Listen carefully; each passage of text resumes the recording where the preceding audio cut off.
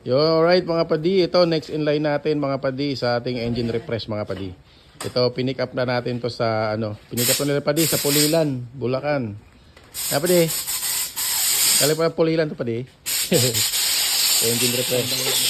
Yan, for hindi kasi ito masyadong ginagamit ng idol natin, nasa ibang bansa eh.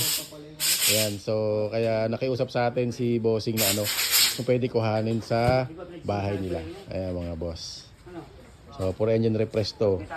Saka may to mga boss. Tignan nyo naman. O yun madilim eh. Naka airsus yan mga boss. Yan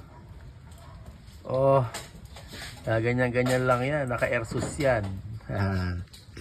Kaya yun mga boss. Yan ang mga iingatan natin kapag yan. Although di naman yan magagalaw. Pero syempre additional handle with care. Yan. So, para pagbalik ni bossing galing ng abroad, yan, edi good sa tong kotse niya at gagamitin niya na lang. Ayan. So, yung ibang engine refresh natin mga padi, ongoing pa rin naman yung iba. Yan.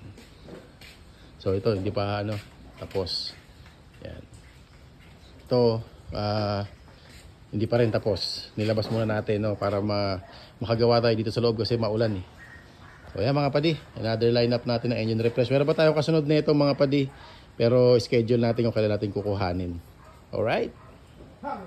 Tapos ito pa mga bossing, meron din tayong Isuzu na truck. Yan. Nagawa natin mga boss. Palit tayo ng clutch parts niyan mga boss. Ito yung pyesa niya mga boss. Halos 200 na rin daw ang tinakbo eh. Ayan. Ubus na mga boss. Ayan ubus na. So ayan ngayon nakasampa na yung transmission natin. Pinampa na nila boss dyan tsaka na nila padi.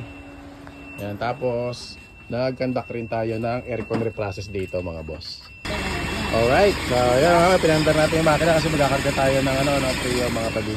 So testing natin yung clutch nito.